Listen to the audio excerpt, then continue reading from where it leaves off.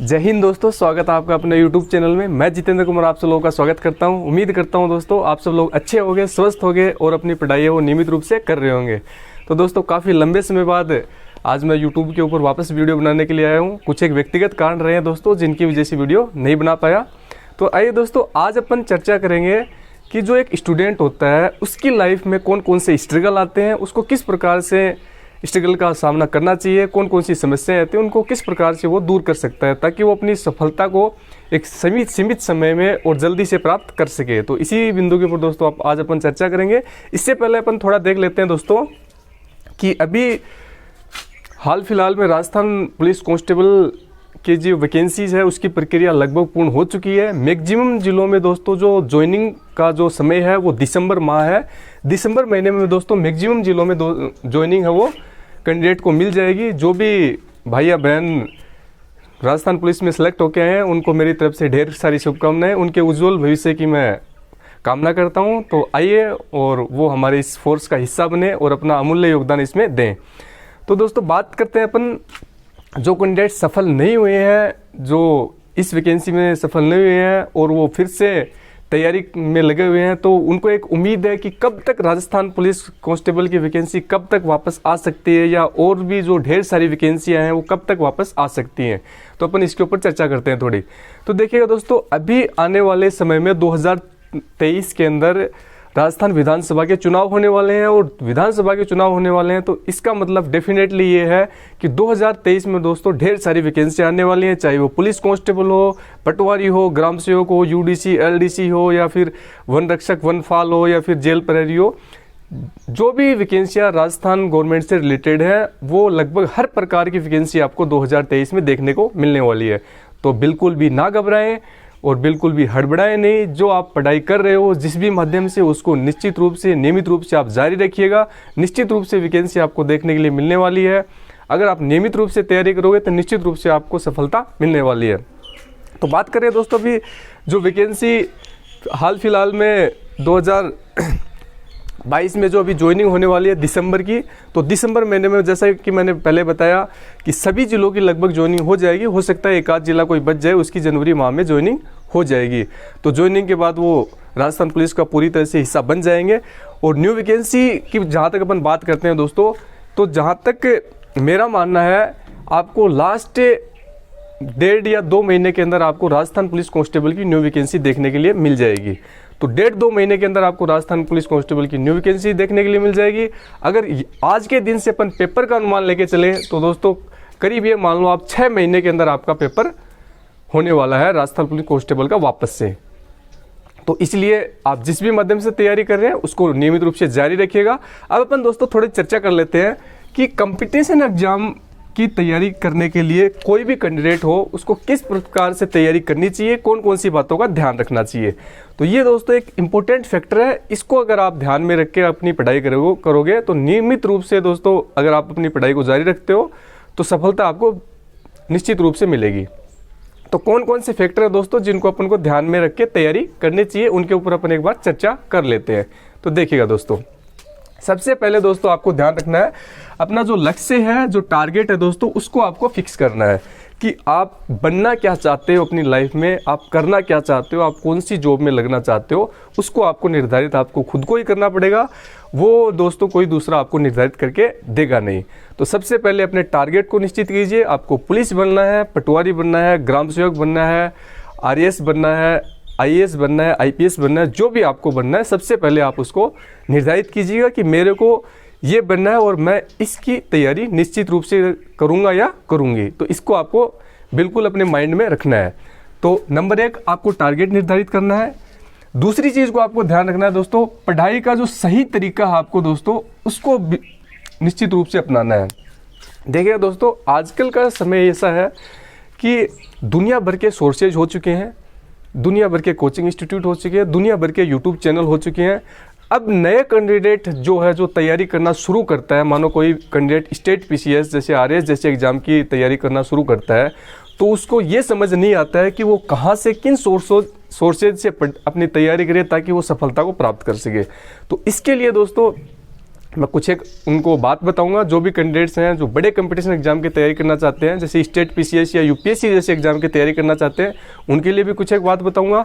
और जो छोटे कंपटीशन एग्जाम की तैयारी कर रहे हैं, पुलिस, ग्राम सेवक, इस प्रकार के, उनके लिए भी कुछ एक बातें बताऊंगा। तो निश्चित रूप से ध्यान से सुनिएगा, आपके लिए बेहतरीन साबित होंगे दोस्तों अगर आप इन चीज़ों को अपनी लाइफ में उतारते हो तो देखिएगा दोस्तों।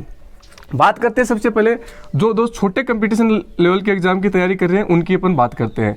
तो जो लोग छोटे एग्जाम्स की तैयारी कर रहे हैं, उनको ध्यान में रखना ये है दोस्तों, पढ़ाई का सही तरीके का मतलब ये है कि मेरा जहाँ तक मानना है दोस्तों, आप नोटबुक से पढ़िएगा। जो कोई भी एक अच्छी नोटबुक लेके आइएगा, जो अच्छे ऑथर्स की, उससे आप तैयारी कीजिएगा। नोटबुक का पढ़ने का सही तरीका ये है, एक बार आप जो भी नोटबुक है उसकी एक बार आप हल्के सी रीडिंग लगाइएगा, एक बार आप उसकी रीडिंग लगाइएगा। सेकंड बार दोस्त आप उसके नोट्स बनाइएगा। दूसरी बार में आप क्या करोगे, उसके नोट्स बनाओगे। अब पहली बार में मैक्सिमम चीज़ें आपको याद नहीं होंगी, कुछ एक ही चीज़ें याद होंगी। दूसरी बार में जब आप उसके नोट्स बनाओगे तो आपको मैक्सिमम चीज़ें उसकी याद होती चली जाएंगी। अब नोट्स दोस्तों, नोट्स बनाने में एक चीज़ को इम्पोर्टेंट ध्यान आपको यहाँ ये रखना है कि जो चीज़ें आपको याद हो चुकी हैं पहली बार में, उनके आपको नोट्स नहीं बनाने हैं। जो चीज़ें अटपटी लग रही हैं, आपको याद नहीं कर पा रहे हो, उनके आपको नोट्स बनाने हैं। तो नोट्स में स्पेशल चीज़ बात ध्यान ये रखनी है। नोट्स में दोस्तों आपको एक चीज़ और भी ध्यान रखनी है, नोट्स जितना ज़्यादा हो सके दोस्तों शॉर्ट नोट्स बनाने हैं। कहने का मतलब जो 10 पेज के अंदर जो लिखा गया है बुक्स के अंदर, उसको आप कोशिश करो कि उसके अंदर 1 या 2 पेज में ही आप उसको सिमटा दो। क्योंकि दोस्तों ये चीज़ करने से क्या है कि आपके अंदर एक तो कॉन्फिडेंस आएगा, और दूसरी जब आपके एग्ज़ाम नज़दीक होगा, मानो आपके एग्ज़ाम के 10 दिन बच गया, 15 दिन बच गए, उस समय दोस्तों आपके ये 1 या 2 पेज की रीडिंग मारना काफ़ी आसान होता है इन 10 पेज की रीडिंग मारने के बजाय। तो इसलिए ध्यान रखना है, नोट्स दोस्तों आपको खुद के अपने लिए बनाने हैं, ना कि किसी दूसरे को दिखाने के लिए कि सुंदर सुंदर हैंडराइटिंग में नहीं बनाने हैं नोट्स। ध्यान रखना है, चाहे कितनी भी भद्दी हैंडराइटिंग हो, उससे कोई फ़र्क नहीं पड़ता नोट्स की। सिर्फ वो नोट्स आपको समझ में आने चाहिए। आपको अगर वो नोट्स समझ में आ रहे हैं, आपकी तैयारी अगर इन नोट्स से बेहतर हो रही है, तो यही दोस्तों आपके लिए सबसे अच्छा है। तो नोट्स बनाने का तरीका जैसा कि मैंने बताया, एक बार रीडिंग मारो, उसके बाद आप उसको उन चीज़ों के नोट्स बनाओ जो आपको याद नहीं हुआ। किस प्रकार से बनाओ, शॉर्ट नोट्स बनाओ, पॉइंट्स के अंदर नोट्स बनाओ, ताकि जब एग्ज़ाम आपके नज़दीक हो, ताकि आप रिवीजन उसका आसानी से कर सको। तो ये हुआ दोस्तों छोटे एग्जाम्स की बात। अब बात करते हैं दोस्तों जो स्टेट पीसीएस है, जैसे स्टेट पीसीएस या फिर दोस्तों यूपीएससी जैसे एग्ज़ाम है। अगर स्टेट पीसीएस या यूपीएससी जैसे एग्ज़ाम की कोई कैंडिडेट तैयारी कर रहा है, तो उसको दोस्तों नोट्स तो बनाने ही है। किस प्रकार से बनाने हैं दोस्तों, वो भी दोस्तों यही है कि जो भी माने गए ऑथर्स हैं, अच्छे राइटर्स हैं, उनकी बुक्स पढ़ें। नंबर 1 बात, एक बार बुक्स की रीडिंग करें, कुछ एक चीज़ें उनको याद होंगी। दूसरी बार उसकी रीडिंग करें, कुछ एक चीज़ें उनके और याद होंगी। तीसरी बार में दोस्तों उनको नोट्स बनाने हैं। तीसरी बार जब वो उसको पढ़ेंगे बुक्स को, तो उनको नोट्स बनाने हैं। नोट्स का वही तरीका है, शॉर्ट नोट्स दोस्तों उनको बनाने हैं। जितने शॉर्ट नोट्स बनाएंगे उतना ही ज़्यादा दोस्तों इनके लिए बेहतरीन साबित होगा। क्योंकि दोस्तों ये एक बड़ा एग्ज़ाम है, और इस एग्ज़ाम को फाइट करने के लिए काफ़ी सारी चीज़ें आपको माइंड में रखनी होती हैं। तो स्टेट पीसीएस या यूपीएससी जैसे एग्जाम की आप तैयारी कर रहे हो, तो निश्चित रूप से आपको ध्यान रखना है कि नोट्स जितने ज़्यादा शॉर्ट हो सके उतने ज़्यादा शॉर्ट नोट्स बनाए। यहाँ पे आपको ध्यान ये रखना है दोस्तों कि किसी भी सूरत में लास्ट ईयर जो टॉपर्स रहे हैं या कोई और टॉपर्स रहा है या है, तो आप उनके नोट्सों की कॉपी ना करें। क्योंकि ध्यान रखने वाली बात यह है दोस्तों, हो सकता है कि पिछले साल जो टॉपर्स रहा है दोस्तों, उसका जो सब्जेक्ट मजबूत है, तो सिंपल सी बात है उसके नोट्स वो कम बनाएगा। जो सब्जेक्ट उसका वीक है, उसके नोट्स वो ज़्यादा बनाएगा। और आप हो सकते हो उस सब्जेक्ट में पहले से आपकी अच्छी कमांड हो, तो इसलिए ध्यान ये रखना है कि कॉपी किसी के नोट्स की नहीं करनी है। यहाँ पे आप एक चीज़ ज़रूर थोड़ा ध्यान रख सकते हो, जो भी लास्ट ईयर के टॉपर्स रहे हैं दोस्तों, आप उनकी कॉपी इंटरनेट के ज़रिए डाउनलोड करके आप उनकी कॉपी चेक कर सकते हो। उनके आंसर आप चेक कर सकते हो कि किस प्रकार से आंसर को लिखते थे, आंसर में कौन कौन सी चीज़ें इंक्लूड करते हैं, कौन कौन से फैक्टर को वो शामिल क्या करते हैं। तो उनकी कॉपी आप इंटरनेट से डाउनलोड करके देख सकते हो, ताकि यहाँ से आपको एक समझ मिलेगी दोस्तों कि किस प्रकार से एक अच्छा आंसर राइटिंग किया जा सकता है। तो यहाँ से इस चीज़ को आपको ध्यान रखना है। शॉर्ट नोट्स दोस्तों आपको इसमें भी बनाने हैं। शॉर्ट नोट्स, जितने शॉर्ट नोट्स बनाओगे उतनी ही दोस्तों आपकी कमांड वो मजबूत होती चली जाएगी। तो ये दोस्तों मैंने बताया आपको पढ़ाई करने का सही तरीका कि किस प्रकार से आपको पढ़ाई करनी है। बाकी आप जिस भी माध्यम से तैयारी कर रहे हो, कोई ऑफलाइन कोचिंग ले रहे हो या ऑनलाइन कोचिंग ले रहे हो, उसको आप जारी रखिएगा, लेकिन पढ़ने का तरीका आप इसी प्रकार से अपनाइएगा। नोट्स जो बना रहे हो तो इस प्रकार से आपको बनाने हैं। किसी बुक से पढ़ रहे हो या कोचिंग इंस्टीट्यूट से पढ़ रहे हो तो टीचर ने आपको मानो कोई भी चीज़ पढ़ा दी, 4 पेज की चीज़ पढ़ा दी, उसको आप सीमित करो कि आधा या 1 पेज में उसको अलग से शॉर्ट नोट्स के रूप में उसको तैयार रखूं, ताकि इन फ्यूचर जब आपका एग्जाम होगा तब आपके वो बहुत ज़्यादा हेल्प करेगी। इससे आगे बात करते हैं दोस्तों सही गाइडेंस। ये चीज़ों भी दोस्तों एक बहुत बड़ा फैक्टर है जो आपके सफलता में काम आएगा। आपको दोस्तों कुछ एक लोग ऐसे मिलेंगे जो समाज में आपको कहेंगे कि ये तो बन गया आरएएस या बन गया आईपीएस या बन गया आईएएस, कभी नहीं बन सकता। कुछ एक लोग जो आपको मोटिवेट करेंगे कि हाँ तू तैयारी कर सकता है तो बन सकता है। तो ध्यान रखना कि आज के समय में कोई भी ऐसा कमज़ोर स्टूडेंट नहीं है जो स्टेट पीसीएस या यूपीएससी एग्ज़ाम क्लियर नहीं कर सकता। अगर उसने ठान ली, अगर उसने मन बना लिया तो निश्चित रूप से दोस्तों हो सकता है वो साल की जगह उसको 3 साल लग जाए तो, लेकिन निश्चित रूप से वो उसकी तैयारी करके उसको सफलता को प्राप्त कर सकता है। तो सही गाइडेंस की छाया में रहे दोस्तों। जो भी अभिभावक है, जो भी टीचर है, जो आपको सही गाइड करते हैं, आप उनसे राय ले, उनकी बात माने। जो आपको नेगेटिव चीज़ें बताते हैं, नेगेटिव पॉइंट्स बताते हैं, उनकी बातें ना सुने, और सुने तो वो कहावत है मारवाड़ी में, इस कान से सुनो और इस कान से निकाल दो, क्योंकि उसकी बातों को अगर आपने माइंड में ले लिया तो निश्चित रूप से वो डिस्टर्बेंस पैदा करेगा और आपकी पढ़ाई के अंदर निश्चित रूप से समस्या आने वाली है। तो ध्यान रखने वाली बात बता दी है कि सही गाइडेंस में एक चीज़ दोस्तों आप ये भी शामिल कर सकते हो कि हो सकता है आप जिस किसी भी संस्थान में, कोचिंग इंस्टीट्यूट में या ऑनलाइन ऑफलाइन जिस भी माध्यम से आप पढ़ाई कर रहे हो, तो आपको अगर तरीका ऐसा लगता है कि आपके कोचिंग इंस्टीट्यूट या संस्थान में या ऑनलाइन ऑफलाइन माध्यम में मानो आपके 3 सब्जेक्ट आने वाले हैं पेपर में, और 3 में से आपको ऐसा लग रहा है कि 2 जो आपके गाइडर हैं वो अच्छे हैं, अच्छा आपको पढ़ा रहे हैं, और यहाँ से निश्चित रूप से आप 2 सब्जेक्ट के ऊपर आपकी अच्छी कमांड है, तीसरा जो एक और बच गया है वो उसकी कमांड अच्छी नहीं है या फिर उसका आपको समझ नहीं आ रहा है या कोई भी और कोई रीजन है, कुल मिला के एक आपको सूट नहीं कर रहा है, एक टीचर आपको पसंद नहीं है या आपको समझ नहीं आ रहे हो या वो आपको ठीक से समझा नहीं पा रहा है, तो आप इस सब्जेक्ट को आप किसी दूसरे माध्यम से पढ़ सकते हैं, किसी ऑनलाइन माध्यम से पढ़ सकते हैं, या फिर इस सब्जेक्ट को आप कोई अच्छी बुक के माध्यम से इसकी तैयारी कर सकते हैं। ताकि दोस्तों ज़रूरी नहीं है आप जिस संस्थान में पढ़ते हो या जिस माध्यम से पढ़ते हो उसके अंदर सभी जो टीचर है वो इक्वल क्वालिटी के हों, एक जैसी क्वालिटी के हों। तो स्पेशली ध्यान ये रखना है, जहाँ आपको लगे जहाँ कि यहाँ से मेरे को कमज़ोर पढ़ रहा हूँ, यहाँ से मैं वीक हूँ, तो उसकी तैयारी आप किसी दूसरे सोर्स से कर सकते हैं ताकि आप एक बेहतर परफॉर्मेंस दे पाओगे। बात करते हैं दोस्तों निरंतरता। आप जिस किसी भी एग्ज़ाम की तैयारी करो दोस्तों, मैं मानता हूँ अगर आप छोटे कंपटीशन एग्ज़ाम की तैयारी कर रहे हो तो आपके लिए 5 से 6 माह आपके लिए सफिशिएंट टाइम है एग्ज़ाम को क्रैक करने के लिए। 5 या 6 महीने अगर आप निरंतरता रखते हो, नियमित रूप से पढ़ाई करते हो, तो दोस्तों आप निश्चित रूप से सफलता को प्राप्त कर लोगे। अगर आपको बड़ा एग्ज़ाम पास करना है यूपीएससी जैसा, तो आपको दोस्तों कम से कम 12 से 15 महीने आपको तैयारी करनी पड़ेगी। 12 से 15 महीने अगर आप निरंतरता रखते हो अपनी पढ़ाई में और मन लगा के आप पढ़ाई करते हो तो निश्चित रूप से आप इस एग्ज़ाम को निकाल पाओगे। लेकिन कंटिन्यूटी दोस्तों आपको रखनी पड़ेगी।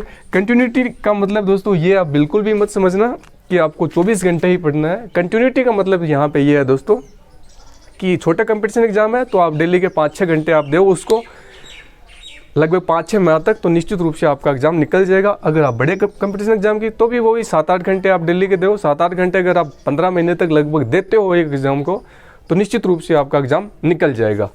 आपको कोई 12 घंटे या 15 घंटे पढ़ना नहीं है, और ना ही दोस्तों कोई ऐसा कैंडिडेट है जो 12 या 15 घंटा लगातार 15-20 महीने तक पढ़ पाएगा, क्योंकि इंसान कोई रोबोट नहीं है, कोई मशीन नहीं है, उसकी भी एक कैपेसिटी है। तो पढ़ना आपको सीमित समय ही है, कम समय ही पढ़ना है, लेकिन उसमें कंटिन्यूटी निरंतरता आपको जारी रखनी है। तो ये दोस्तों एक बड़ा फैक्टर है, इसको कभी भी चूकना मत। अगर आप एक स्टूडेंट हो, तैयारी कर रहे हो, तो कंटिन्यूटी और निरंतरता आपको रखनी ही पड़ेगी। तीसरी चीज़ लास्ट चीज़ अपनी बात करते हैं दोस्तों, 5वां पॉइंट अपना आत्मविश्वास, जिसको आप सेल्फ कॉन्फिडेंस बोलते हो। ओवर कॉन्फिडेंस में आपको कभी नहीं आना है, सेल्फ कॉन्फिडेंस ही आपको रखना है। ओवर कॉन्फिडेंस दोस्तों कभी भी किसी को सफलता नहीं दिला पाया है। वो हमेशा चाहे वो पब्लिक सेक्टर का आदमी हो, एजुकेशन सेक्टर का आदमी हो या बिजनेसमैन हो, हमेशा ही उसको नुकसान दिलाता है। तो ओनली आपको कॉन्फिडेंस रखना है और कॉन्फिडेंस नहीं रखना है। आत्मविश्वास का मतलब ये है दोस्तों, जब आपको ऐसा लगे, कभी पढ़ाई करते हुए रातों को ऐसा लगेगा कि यार मेरा नहीं हो पाएगा या मैं नहीं कर पाऊंगी, तो उस समय आपको ऐसा करना है। उस समय आपको वापस एक बार अपने जुनून को जगाना, नहीं मैं कर सकता हूँ या मैं ये कर सकती हूँ। तो उस समय आपको वापस जब आपको ऐसा लगे कि मैं ये कर नहीं पाऊँगा या कर नहीं पाऊँगी, उस समय आप जो भी आपका कोई अच्छा दोस्त है, चाहे वो एक मम्मी पापा के रूप में हो या फिर आपके फ्रेंड सर्कल में हो या फिर भाई बहन के रूप में हो, आप उससे डिस्कस कीजिएगा। अगर निश्चित रूप से वो आपका भला चाहता है तो आपको थोड़ा मोटिवेट करेगा, फिर से आपको पढ़ने के लिए उत्साहित करेगा और आप अपने लक्ष्य की ओर पहुंच पाओगे। तो और कॉन्फिडेंस नहीं, सिर्फ आपको कॉन्फिडेंस रखना है। अगर आप इन 4-5 बातों का दोस्तों आप ध्यान रखते हो तो निश्चित रूप से एग्ज़ाम छोटा हो बड़ा हो ये कोई मायने नहीं रखता है। मायने रखता है कि आपने तैयारी है वो किस रूप से और किस दिशा में की है। अगर आपने तैयारी है वो ठीक से की है, ठीक चीज़ों को समझा है, तो निश्चित रूप से दोस्तों आप एग्ज़ाम को निकाल पाओगे। एग्ज़ाम कोई मायने नहीं रखता है, जैसा कि मैं बता रहा हूँ, चाहे बड़ा एग्ज़ाम हो या छोटा एग्ज़ाम हो। अब दोस्तों बात करते हैं कि इन सारी चीज़ों के बावजूद जैसे ही आप किसी एग्ज़ाम की तैयारी कर रहे होगे, तो कई बार दोस्तों आपको ऐसा देखने के लिए मिलेगा, जैसे आप गांव या जिस गांव या मोहल्ले में रहते हो, जहाँ पे भी आप रहते हो, तो वहाँ पे आस पड़ोस वाले लोग आपको ये कहेंगे कि ये बन लिया या ये बंदगी कभी नहीं बन सकता। इस प्रकार के आपको कमेंट सुनने के लिए मिलेंगे। तो ध्यान रखने वाली बात यह है दोस्तों, उनके कमेंट्स को आप नज़रअंदाज कीजिएगा, उनके कमेंट्स के ऊपर ध्यान नहीं दीजिएगा, क्योंकि दोस्तों कमेंट्स करना उनका काम है। उनके कमेंट्स को अपन फॉलो करें, अपन अपने मन में उतारें या अनसुना करें, ये अपना काम है। तो समझदार इंसान उसी को कहते हैं जो फिजूल की बातें ना सुन के अपने जो लक्ष्य है उसकी तरफ आगे निरंतर बढ़ता रहे, उसको दोस्तों समझदार इंसान कहते हैं। और फालतू के कमेंट्स के चक्कर में पड़ के और उनके बारे में सोचना, ये दोस्तों एक न्यूसेंस के बराबर है। तो ध्यान रखना है, कभी किसी की फालतू की फिजूल की बातों में ना आके, जो भी आपने लक्ष्य निर्धारित किया है, जो भी आपने टारगेट सेट किया है, उसको आपको ध्यान रखना है। और तीसरी चीज़ दोस्तों, आज के समय में मैं मानता हूँ कि आपके मम्मी पापा से बड़ा शुभचिंतक आपके लिए कोई नहीं है। तो सबसे पहले आप एक बार कुछ भी इधर उधर भटकने से पहले, इधर उधर सोचने जाने से पहले एक बार अपने मम्मी पापा को ज़रूर याद कीजिएगा, ताकि जिस भी रास्ते पे आप भटकने की कोशिश कर रहे हैं, एक बार अगर आप उनके बारे में सोचिएगा तो निश्चित रूप से आप वापस सही ट्रैक पे आ जाओगे। तो मेरा कहना यही है, क्योंकि दोस्तों ये जो एज होती है 18 से जो 25 की एज होती है, मैं मानता हूँ दोस्तों कंपटीशन एग्ज़ाम की तैयारी करने की ये जो एज होती है, यही एक परफेक्ट एज होती है। इस एज के अंदर इंसान का माइंड है वो एक मशीन की तरह काम करता है। जितना आप उसको यूज़ करोगे उतना ही वो बढ़ता चला जाएगा, उतना ही उसमें विस्तार होता चला जाएगा।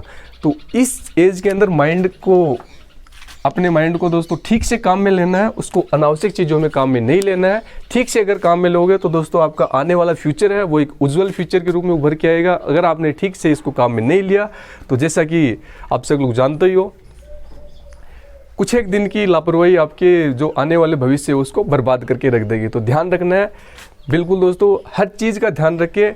आपको 1-2 चीज़ मैं आपको और बताना चाहूँगा यहाँ पे दोस्तों। कंपटीशन एग्ज़ाम के समय आप चाहे बॉयज़ हो या गर्ल्स हो, उससे कोई फ़र्क नहीं पड़ता। तो ये जो मैं एज बता रहा हूँ, इसमें कुछ एक ऐसे भी टर्म्स आते हैं कि अपने को इधर उधर भटकने की नौबत आ जाती है। कई बार अट्रैक्शन जैसी चीज़ें हो जाती हैं, लड़का के लड़की से या लड़की का लड़के से हो जाता है। तो ये चीज़ें भी दोस्तों काफ़ी हद तक कोशिश कीजिएगा इन चीज़ों से थोड़ा दूर रहें। जब तक आप पढ़ाई कर रहे हैं तब तक के लिए थोड़ा दूर रहें। बाकी बुरी नहीं है, ऐसा नहीं है कि बिल्कुल बुरी चीज़ें हैं, बुरी मैं नहीं मानता हूँ, लेकिन जब तक आप पढ़ाई कर रहे हैं तब तक के लिए थोड़ा सा इनसे दूरी बना के रखिए। अगर पहले से ही इस प्रकार की चीज़ों में लिप्त हैं तब भी थोड़ा सा आप उसको समझा सकते हो या समझा सकती हो कि मैं जब तक पढ़ाई करूँ तब तक थोड़े दिन के लिए इन चीज़ों से दूरी बना के रखें, ताकि जो आपका पढ़ाई करने का जो शेड्यूल है दोस्तों, इसको आप निश्चित रूप से फॉलो कर पाओगे। क्योंकि अगर आप पढ़ाई के शेड्यूल को फॉलो नहीं कर पाओगे, थोड़ा सा किसी दूसरी चीज़ों में भटक गए, तो आप अपने टारगेट को दोस्तों टारगेट से चूक जाओगे, टारगेट से चूक गए तो उसके बाद जो वो चीज़ें आप कर रहे हो उनका कोई मायने नहीं रखता है। तो सबसे अच्छा यही है कि आप अपने टारगेट के ऊपर ध्यान दें और बाद की जो भी बातें हैं वो बाद की बातें होती रहेंगी। तो उम्मीद करता हूँ दोस्तों सारी चीज़ें आपको समझ में आई होंगी। अगर और भी कोई भी दोस्तों राजस्थान पुलिस से संबंधी या और कोई वैकेंसी से संबंधित कोई भी सवाल जवाब आपके मन में हो तो आप निश्चित रूप से कमेंट सेक्शन में कमेंट कर सकते हैं। आपके सवाल का जवाब निश्चित रूप से दिया जाएगा। उम्मीद करता हूं दोस्तों मेरी बताई हुई बातें आपको पसंद आएंगी। पसंद आती है तो दोस्तों मेरे मोटिवेशन के लिए वीडियो को लाइक शेयर और सब्सक्राइब करना ना भूलिएगा। ये आपका अपना चैनल है, थोड़ा प्यार दीजिएगा, सहयोग दीजिएगा। और कोई भी समस्या हो किसी भी कैंडिडेट्स को तो दोस्तों निश्चित रूप से कमेंट सेक्शन में कमेंट करके बता सकता है, उसकी हर प्रकार से हेल्प की जाएगी। तो उम्मीद करता हूँ आप इसी प्रकार से आगे बढ़ते रहिएगा और अपने जो लक्ष्य है उसको प्राप्त करते रहिएगा। जय हिंद दोस्तों, मिलते हैं नेक्स्ट वीडियो में।